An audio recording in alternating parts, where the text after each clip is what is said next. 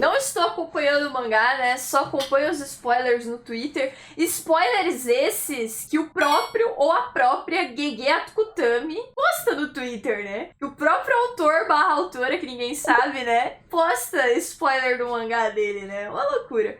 Mas enfim, isso é insano. Satoru Gojo oblitera Sukuna com 200% do vazio roxo. Jujutsu Kaisen 223 do Bruno Bandeira. O feiticeiro mais forte da era moderna faz o seu movimento. Satoru Gojo inicia a luta com um ataque avassalador de 200% do seu vazio roxo. O homem tava bonito, o homem tava cheiroso, o homem tava poderoso nesse capítulo, mas a gente precisa também dar os méritos para o Rei das Maldições, Sukuna, por ter conseguido tancar essa bomba, galera. O homem não ficou pra trás e, como vocês sabem, eu já estou devidamente caracterizado pra torcer pro homem. Vocês sabem qual dos dois eu tô torcendo, mas vamos... Platinado! Quem falar que isso aqui não é cosplay, mentiu, tá? Top 10 cosplays do Bruno Bandeira. Platinadaço! Fala dele. Bora hoje falar sobre o capítulo 223 de Jujutsu Kaisen, galera. A batalha finalmente começou e se você não quiser ficar de fora de nenhuma atualização... Eu posso virar o Gojo também, ó. Peraí. Hoje eu tô propícia a ser o Gojo, ó. Aí, ó.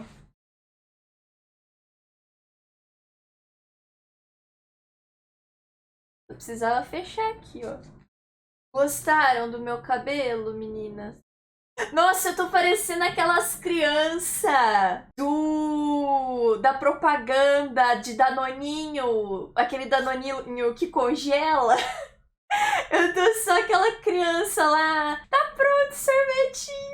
Tá ligado? Sobre essa reta final do mangá de Jujutsu, lembra de conferir a sua inscrição no canal e de ativar o sininho. Lança um vasinho roxo no botão de se inscrever no canal e de ativar o sininho pra sempre saber quando tiver vídeo novo e já poder vir correndo assistir. E já deixa nos comentários pra quem vocês estão torcendo. Japão, né? Vamos lá então, galera. No começo desse capítulo, a gente vê Shibuya, o local onde tudo começou e onde tudo deve terminar. Um local completamente destruído e onde a gente inclusive pode ver uma marca que foi deixada pelo próprio Jogo quando ele invoca o seu meteoro durante o arco de Shibuya e a gente pode ver esse mesmo meteoro aqui nesse frame. Então a gente vê o Satoru Gojo nesse começo de capítulo conversando com o Idichi, que pra quem não lembra era um funcionário da escola de Tóquio de Jujutsu que estava sempre auxiliando em algumas coisas ali, principalmente levando os estudantes para que eles pudessem executar as suas missões, né? Tava sempre instruindo eles para que eles fossem realizar as suas missões. Eles conversam... Ele aparece bastante naquele arco lá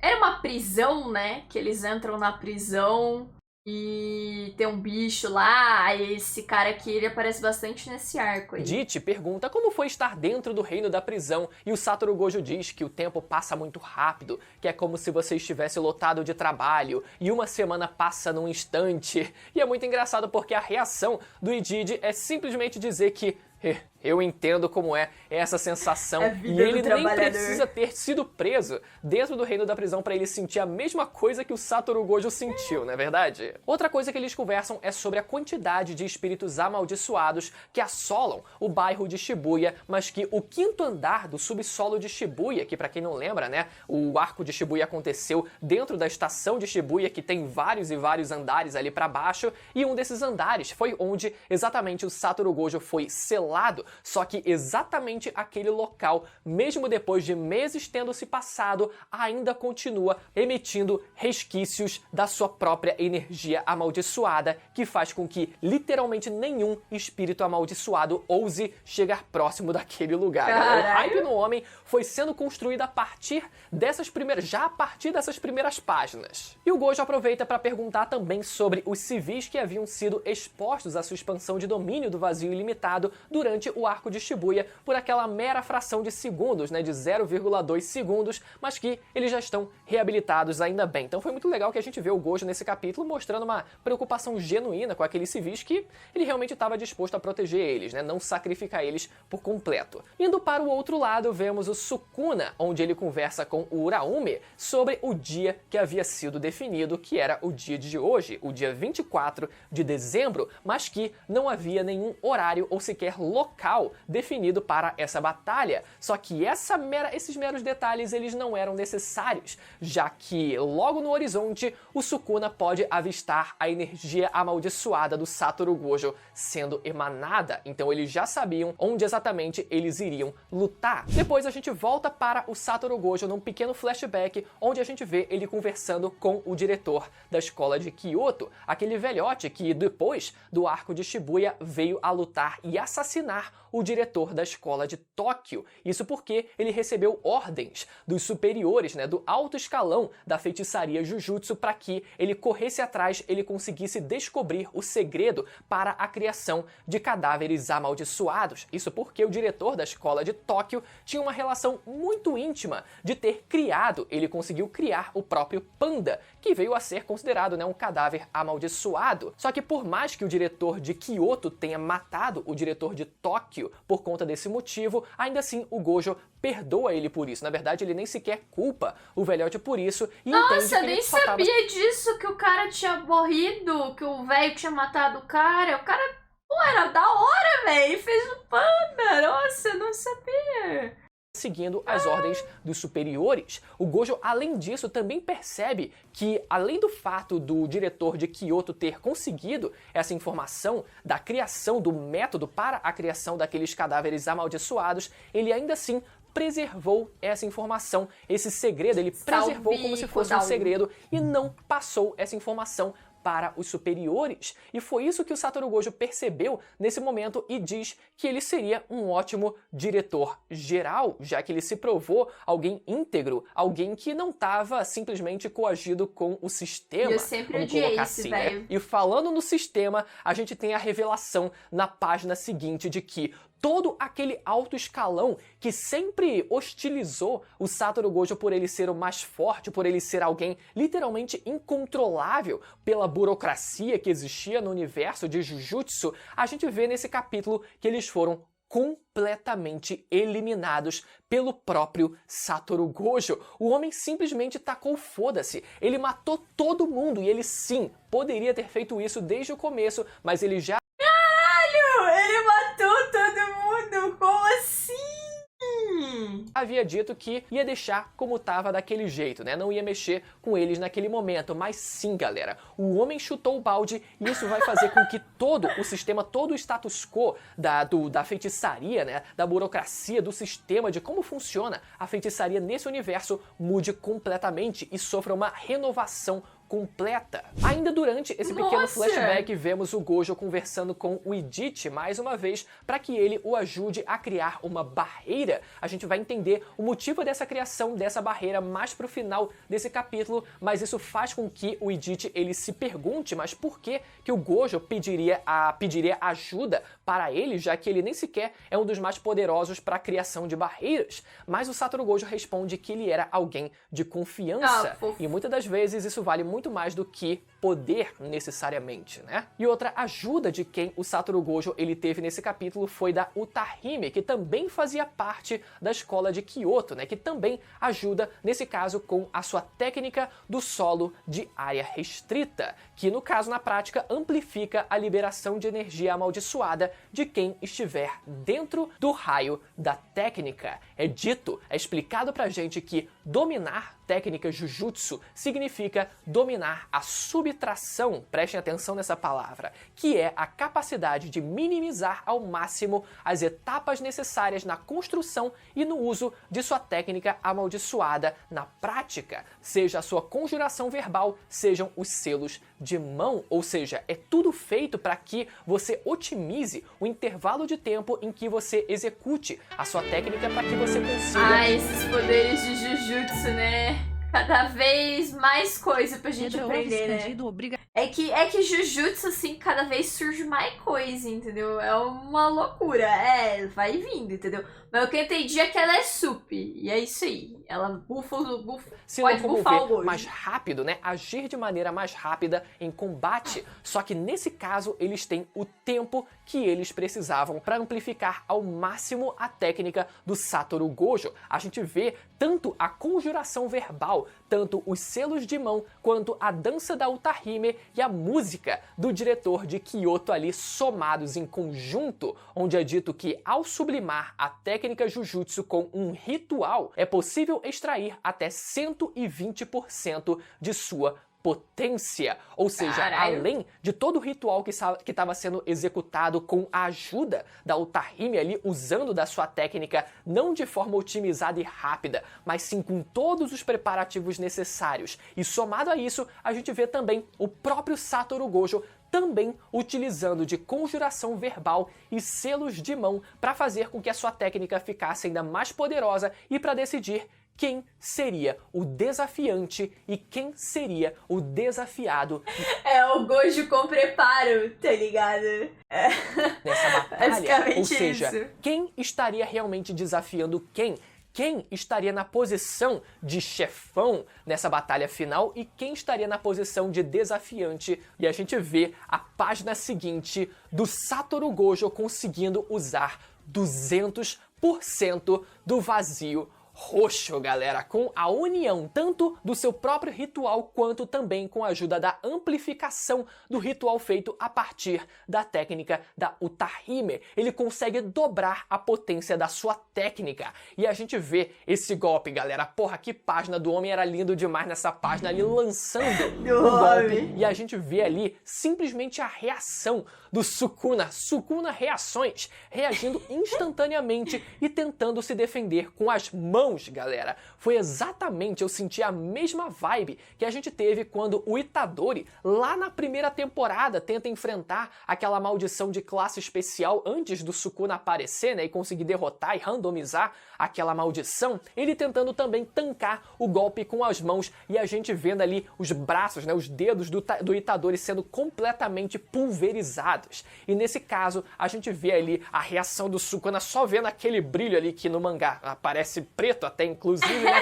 Vendo a morte chegando na sua frente. Nisso todo, o prédio desaba e é explicada a função finalmente do Idichi nessa história toda em ter criado uma barreira para auxiliar o Gojo. A intenção era fazer com que todo aquele ritual que estava acontecendo ficasse oculto da visão do Sukuna para que ele não soubesse o que estava sendo feito e isso acabasse diminuindo o tempo de reação do Sukuna para que ele não conseguisse preparar nenhuma técnica e não conseguisse sequer se esquivar daquela técnica, simplesmente restando a ele tentar segurar com as suas próprias mãos. E na página seguinte vemos os dois, o feiticeiro mais forte da história, Ryomen Sukuna, e o feiticeiro mais forte da era moderna, Satoru Gojo, galera. E a reação de cada um deles nessa página foi simplesmente impagável, foi simplesmente sensacional. A gente vê o Sukuna que sobreviveu ao ataque, mas que teve um dos seus braços destruído. A gente vê ali, inclusive, né, uma fumacinha saindo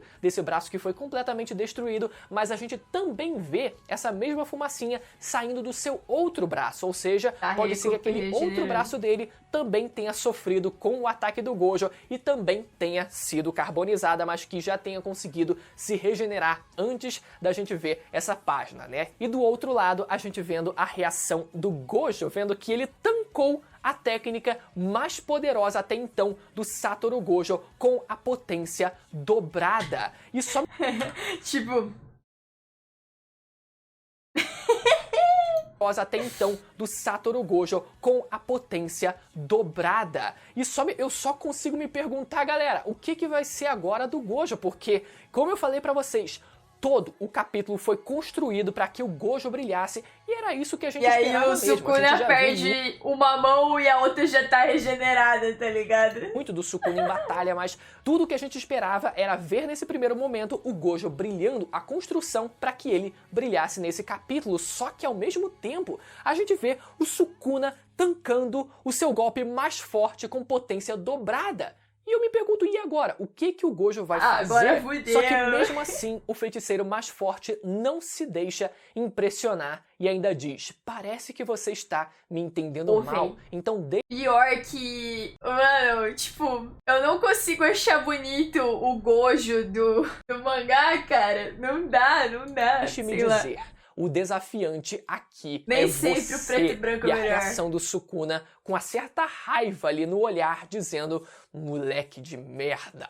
E termina o capítulo dessa forma, galera. Porra, que começo de capítulo, que preparação, que construção. Taca mais Desde 10 lá, pra as nós. primeiras páginas da gente vendo todos os flashbacks do Satoru Gojo conversando com vários dos personagens, até a sequência de ação do primeiro golpe. Esse só foi o primeiro golpe que foi dado nesse capítulo e, galera, foi algo lindo de se ver. Agora eu quero saber de vocês o que vai ser do Satoru Gojo. Eu tô torcendo pelo homem, mas eu quero saber o que ele vai fazer a partir de agora. Deixa nos comentários a opinião de vocês. E se você ficou até o final, eu tenho certeza que você curtiu o vídeo, então lembra mais. A batalha entre Sukuna e Satoru Gojo continua e tivemos vários pequenos detalhes importantes nessa segunda parte que talvez... Acho que é uma menção honrosa aqui, né?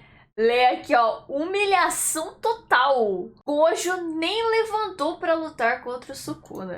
Você tenha deixado passar, mas uma coisa é certa, galera. Os dois feiticeiros estão se divertindo pra caramba nessa luta. Vamos falar hoje sobre o capítulo 224 do mangá de Jujutsu e pra você não ficar de fora de nenhuma atualização sobre essa reta final do mangá que deve acabar ainda esse ano, lembra sempre de conferir a sua inscrição no canal e se o sininho também tá ativado pra sempre saber quando tiver vídeo novo que e vir rápido. correndo assistir e poder ficar sempre atualizado, beleza? Capítulo passado, galera, a gente viu o Gojo usando 200% do vazio roxo, o que gerou uma certa dúvida em algumas pessoas se ele teria dobrado ou ele teria triplicado o poder da sua técnica, e essa foi uma dúvida válida porque tudo depende da interpretação, da semântica da própria frase, né? E para isso a gente precisaria analisar exatamente o que foi dito nela. Primeiro, na tradução prévia que a gente teve e que a gente usou como base aqui para o vídeo, foi dito que ele consegue, através da execução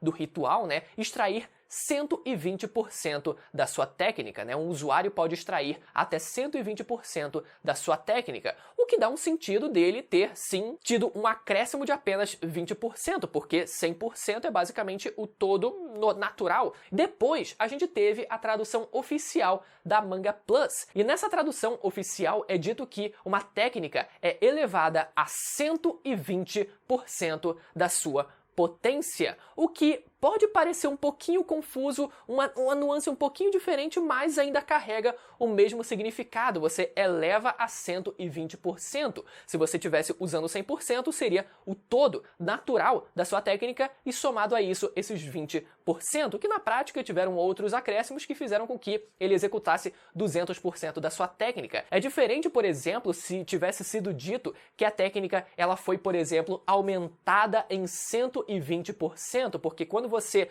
fala dessa forma, realmente você tem um aumento, um acréscimo de 120%, ou seja, você já teria os 100% natural da técnica e além disso você teria um aumento de 120% ou 200%. Então, tudo depende das pequenas minúcias ali da frase, mas tudo leva a crer que realmente ele utilizou 200% da sua técnica, o que significa que ele teria dobrado o seu poder. De qualquer forma, né? Bom, a luta continuou no fim das contas, então esse é um detalhe que na prática não vai interferir muito daqui pra frente. Na prática, foda-se, ele não conseguiu ganhar com o golpe. Falando em daqui pra frente, vemos o começo desse capítulo com o Sukuna dizendo pro Gojo: "Você parece bem feliz. Pra alguém que só me pegou em um ataque surpresa, não acha?" É engraçado que nessa hora o Gojo já fecha a cara, tipo, eu tô rindo por acaso agora? E continua.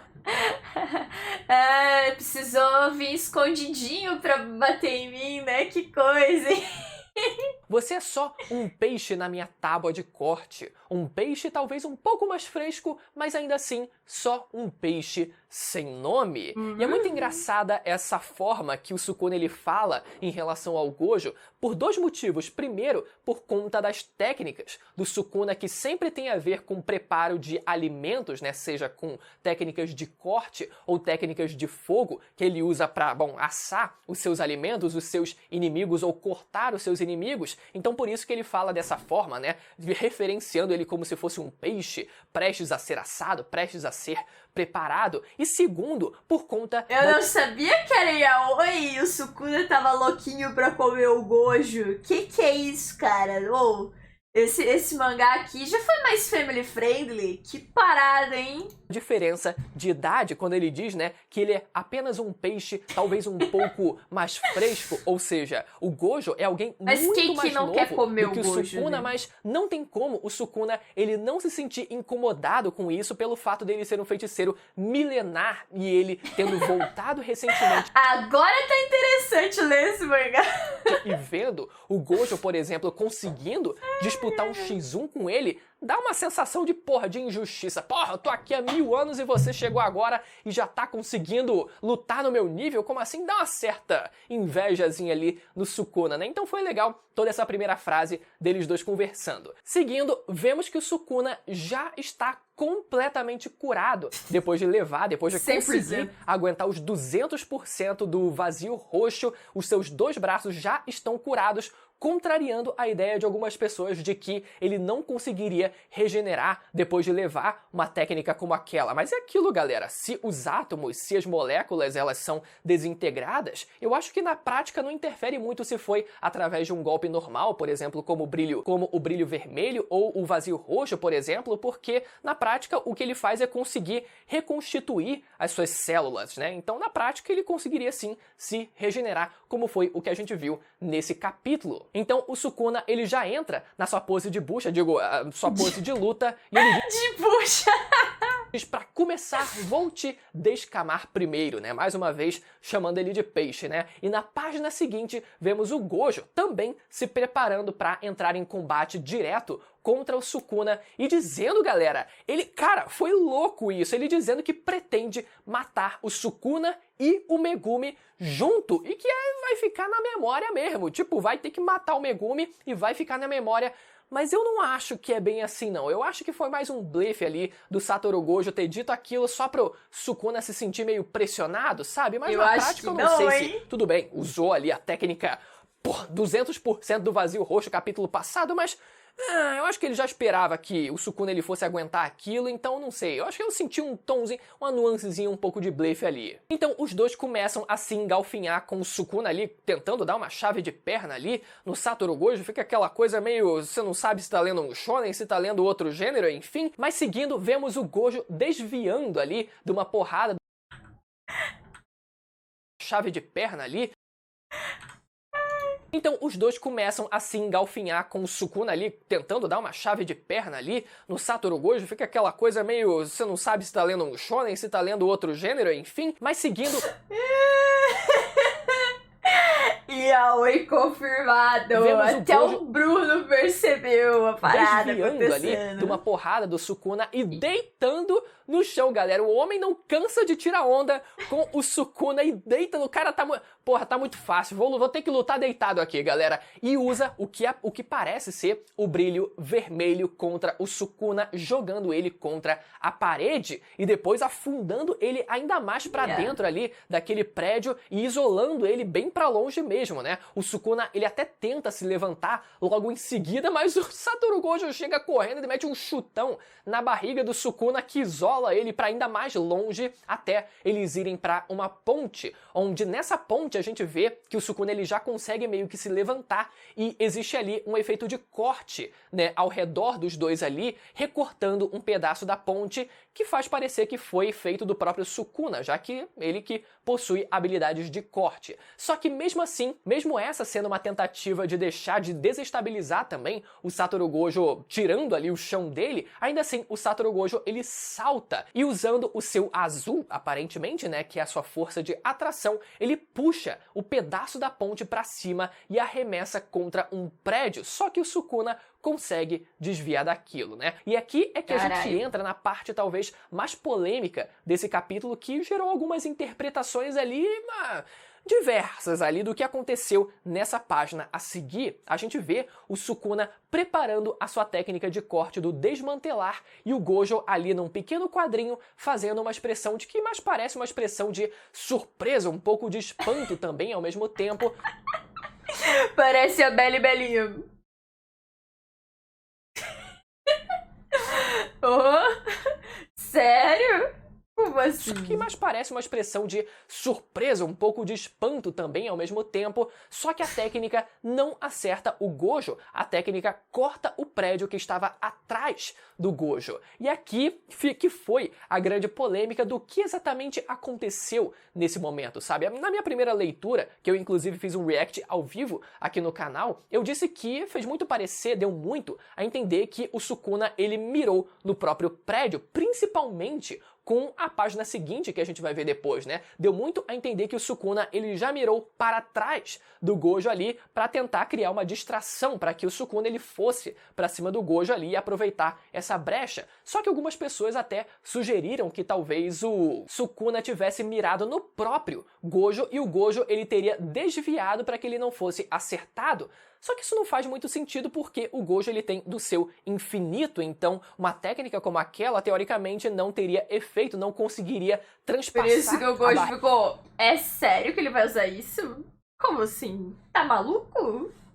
É aquela barreira do infinito que protege o seu corpo. Sério? Então não faria sentido ele ter que desviar, sendo que ele nem sequer precisaria desviar. E uma outra interpretação ainda mais nada a ver, que foi a técnica de corte do Sukuna ter conseguido chegar até o Gojo, mesmo ele talvez tentando desviar ou não, mas o infinito do Gojo tendo feito o golpe ele ser redirecionado para a direção do prédio. Só que não faz sentido também porque o infinito do Gojo ele não faz isso. Ele simplesmente desacelera o golpe até que ele simplesmente fique estagnado, dê uma impressão de que ele está parado, ele não redireciona para nenhum outro lugar. Então isso não faz sentido. Mas a interpretação mais válida no fim das contas seria que realmente o Sukuna ele mirou diretamente no prédio e a expressão do Gojo foi de tipo, carai, como assim? Ficou ali meio surpreso com o golpe, mas acho que nada demais ali. Vemos então na página seguinte o pedaço do prédio caindo em direção aos dois e o Sukuna aproveitando essa brecha para ir para cima do Gojo num X1 mais de perto, mas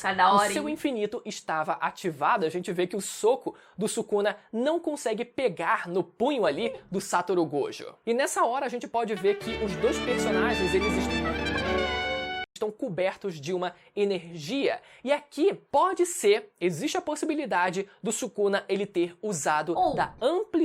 Pode ser, existe a possibilidade do Sukuna ele ter usado da amplificação de domínio. Para quem não lembra, além da expansão de domínio tradicional, né, que a gente conhece, que os personagens eles expandem o seu domínio, a gente sabe, temos também o domínio simples, onde você cria um círculo ao redor de si mesmo e tudo que entrar nessa área fica sujeito aos efeitos da sua expansão de domínio mesmo. Só que a gente também tem uma terceira forma de usar o seu domínio, que é a amplificação de domínio, que ao invés de você precisar ficar parado dentro do círculo, você cria uma camada ao redor do corpo que te permite se mover por aí. E o que a amplificação de domínio faz é permitir com que você ultrapasse qualquer técnica inata, como o Jogo e a Hanami fizeram para ultrapassar o infinito do Gojo. Sim, é algo roubado nesse nível, porque é como se fosse um domínio portátil que fica ali ao redor. Tá louco, mas é muito feio no mangá, hein? Nossa senhora, ainda bem que a Mappa no anime falou, vamos deixar esse personagem bonito que ele tem potencial. Imagina, imagina se no anime fosse assim. Tá louco. Ao redor do seu corpo e você pode se mover livremente. E que quando você se aproxima de outra pessoa, ela te permite, de certa forma, invadir o espaço dela e ignorar a existência de qualquer técnica inata, incluindo o próprio infinito do Gojo. Ou seja, pode ser que o Sukuna ele tenha mostrado isso pra gente nesse capítulo e tenha tentado usar da sua amplificação de domínio ali ao redor do seu punho para tentar ultrapassar o infinito do Gojo. Só que o que acontece é que a estratégia do Gojo durante o arco de Shibuya enfrentando o Jogo e a Hanami foi desativar o seu infinito para que a Hanami visse isso como uma oportunidade de vitória e ativasse a sua técnica inata para ir com tudo e para ofensiva. Só que existe a regra que você não pode usar a amplificação de domínio e a sua técnica inata ao mesmo tempo. E o Gojo aproveitou essa brecha para ir para ofensiva também e acabou ficando na vantagem. E o que a gente vê nesse capítulo de agora eu não sei quem que tinha falado que o Gojo parecia um maluco no mangá, mas realmente, olha essa expressão dele aqui, destroçando a Nami, fi. Ai, tá ligado? Ai, cabeça dessa, sabe? Parece mesmo, mano, tá E louco? acabou ficando na vantagem. E o que a gente vê nesse capítulo de agora foi o Gojo meio que fazendo exatamente a mesma coisa. O Gojo, a gente vê que ele desativa o seu infinito e surpreende o Sukuna puxando ele pra dentro do prédio ali, né? E eles acabam não sendo acertados por aquele pedaço do prédio que estava caindo. Ou seja, pode ser que tenha existido uma situação bem parecida com o que a gente teve durante o arco de Shibuya com o Sukuna, ele tendo apresentado pra gente a amplificação de domínio dele que a gente até o momento não sabe que ele possui, mas caso seja confirmado, então fica aí evidenciado pra gente nesse capítulo, e o Satoru Gojo, já sabendo que ele conseguiria dessa forma ultrapassar o seu infinito, decidiu aproveitar a brecha e mudar um pouco ali, né, o que ia acontecer, puxar ele pra dentro e surpreender de volta o Sukuna, no caso. Já dentro daquele pedaço do prédio que estava caindo, que na verdade eles foram jogados pra dentro daquele pedaço, vemos o Sukuna puxando uma porta aleatória que acaba ficando entre eles dois, e como uma distração, os dois preparam um golpe cada um. E o efeito disso é o prédio ter sido completamente destruído, todo aquele prédio acaba destruído, e depois vemos simplesmente os dois saindo dos escombros e caminhando lado a lado como se fossem melhores amigos, como se eles tivessem feito aquilo como uma dupla e não como inimigos mortais jurados. Foi muito... Pô, mano, foda esse prédio aqui, né? É foda, né? Deixa quieto, né? Vamos sair aqui no meio dessas pedras, dessa poeira, e depois a gente continua. É foda, né? Derrubamos um puta prédio, né?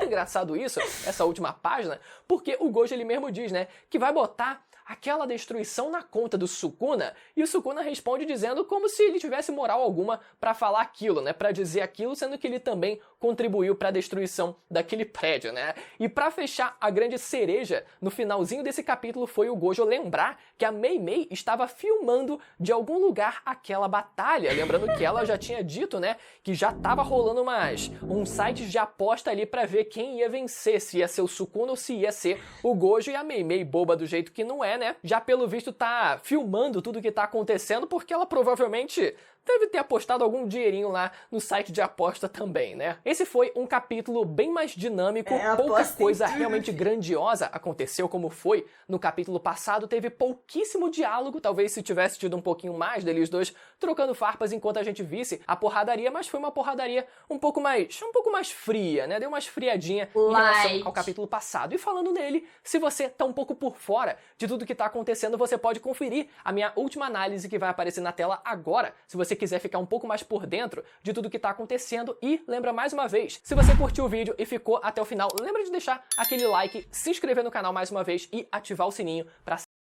Tá o like. Bom, esse aqui...